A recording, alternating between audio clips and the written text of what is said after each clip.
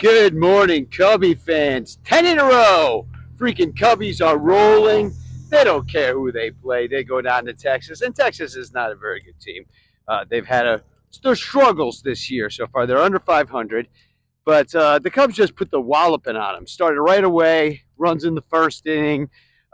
Suzuki with a big home run, man. He's just incredible. I posited this because the other day, if you had to choose between only Suzuki or Hap to re-sign for next year, who would you take? Which one? If you could only have one, it's an interesting question. They both bring different things to the table, and it would be a controversial argument amongst fans. So have it amongst yourselves. Have it in the comments if you want to. Um, but Suzuki, big 3-run. I think it was no 2-run dong, 3-run dong. I forget. We scored 7. Bush cleared the bases with a big clutch double, kind of put the game away. And the Cubs, I'm burying the lead here. Ben Brown, 4 innings, no hit ball. I mean, just incredible. This kid, he comes out firing on all cylinders this year. Ooh, here comes some wind. He comes out firing on all cylinders this year. You have a bridge guy in who was it? Rollison comes in the middle, didn't do very well, but who expects Ryan Rollison to do well anyway? He barely even expects himself to do well, and then you bridge him into Assad, who puts the game away. After that, a little shaky. Not, listen, these guys aren't aces. They never were purported to be aces. Ben Brown maybe had that potential because he's got some stuff, if you know what I mean. But if you look at a little bridge game like that, how many relievers are you going to use in a game anyway? Assad's going to get used anyway as a reliever. You know what I mean? Ben Brown's going to get used anyway as a reliever. Now they just got used in this way, and now they're down for a bunch more days. You're down a reliever, stuff. You got the Iowa shuttle going. I just like the way it looks. This is what I expected out of Craig Counsell when he became the Cubs manager, that the Cubs would pack themselves full of number 4s and 5s, which they did, 3, 4, 5s, dudes, and then like some hosses that can go, for the top 3 games, you're just like rolling 6, 7 innings, 6, 7 innings. Oh, I thought I found $100, but that is a fake $100. I think. Let's see. Huh? No, it's fake. I'll keep it anyway. Maybe I can pass it off. It doesn't even feel like 100. Anyway, this is what Ricketts pays with. I bet you he was here at this cemetery. Anyway, did you know Jack Brickhouse actually buried right in here? Not buried. He's actually above the ground in a wall. And I never liked the wall graves. I know a lot of people got them. They got some loved ones in walls, but never my favorite way to go. I mean, go in the ground. I don't like the casket thing either. Burn you up. That's the way to do it. Sprinkle your shit all over the place. But that's not happening to the Cubs. They ain't dead. In fact, they're very much alive. This is one of the best teams I've seen. And but we got to talk about the starting pitching because, first of all, if this can happen every 5 days and you get Ben Brown into Assad and you just like play it that way, every 4 or 5 days you throw that out there. Ray continues to do what he's doing. Imanaga, kind of surprising. Well, not me. I always knew Imanaga was good. I always believed in Shota Imanaga. Cubs did not believe in Imanaga. The fans gave up on Imanaga. Just pathetic. But Imanaga is doing great.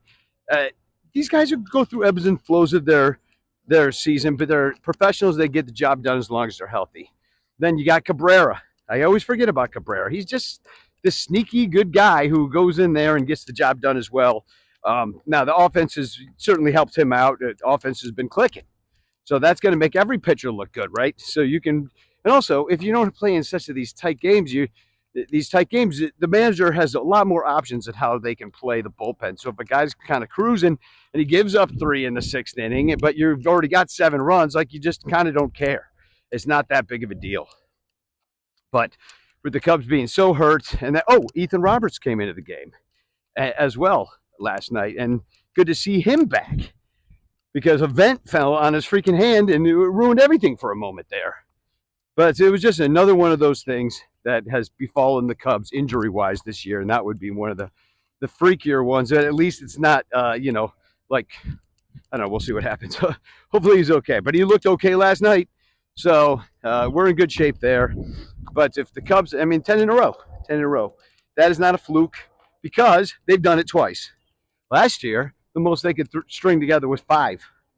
They've doubled that now twice. So this is a different team with a different makeup, and I think a lot of it has to do with the glue that is Bregman anchoring over there at third. You move the rookie Shaw to the bench. You make him do a lot of different things to see what kind of ball player he could be, and that improves your bench greatly.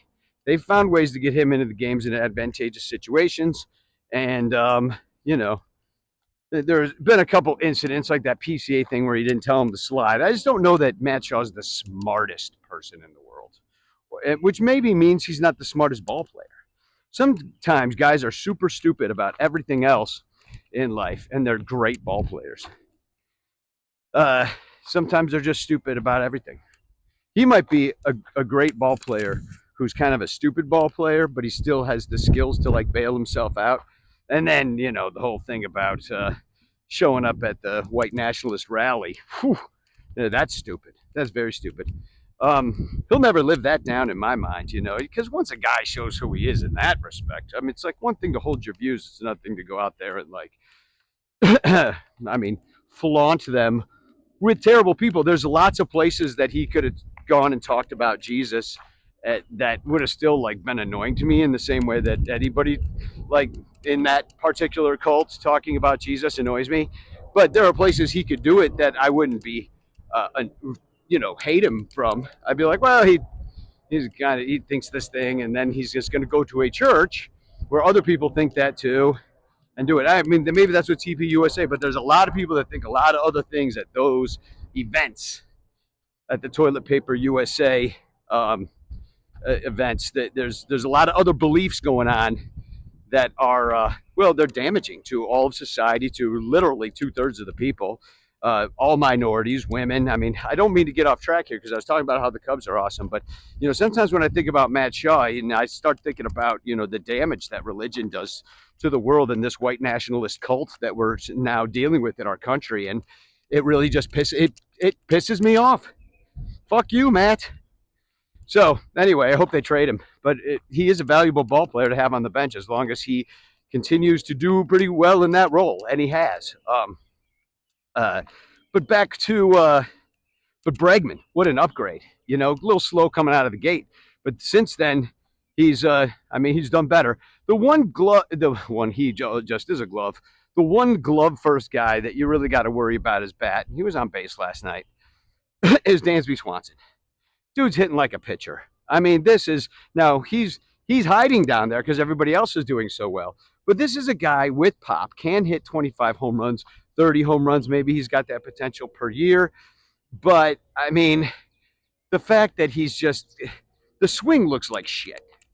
It looks like, you know, just I mean, it just looks weak. He's like, you know, swinging up. He just looks lost. His bat, when he goes through the zone, his bat looks literally like a toothpick. This is not going to hit the ball because it's this tiny little bat. Like, I don't know, some guys, like Moises Ballesteros, his bat looks huge somehow. Like, when he brings that through, it's like, oh, yeah, of course he hits. It's like he's swinging with a 2x4. But Dansby Swanson's swinging with a goddamn toothpick. So it just looks like that. You know, I think if you watch it, you'll know what I mean. But that's the only guy you got to worry about. But he's getting hidden. And there's not a lot to complain about during a 10-game winning streak. You're just riding high, and you got to keep that momentum going. And don't freaking. I mean, hopefully the Cubs. I mean, they got the Rangers, right? They can beat the shit out of them. The real thing that you don't want to do right now is look past the Rangers. You got these 2 games. You're riding high. You know, don't just accidentally drop 1 or 2 and then go into Atlanta, where you actually are going to face a good team who's riding high atop of their division, and you might face some real adversity there, and they'll smack you in the face. So I keep your eyes on the prize, win every game. These guys, they are tenacious, and they never give up, and I like that about them. But they can't start thinking that that they're invincible. You know what I mean? There's a reason they got to where they are, and it's because of the hard work and the diligence, not because there's something special about them. They are not exceptional. This is not Cubby exceptionalism. You know what I mean? So go Cubs. Have a great day.